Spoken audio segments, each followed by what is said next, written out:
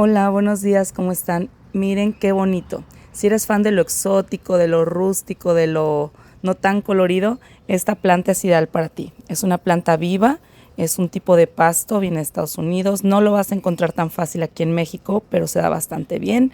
Es muy decorativo, así crece con esos tonos.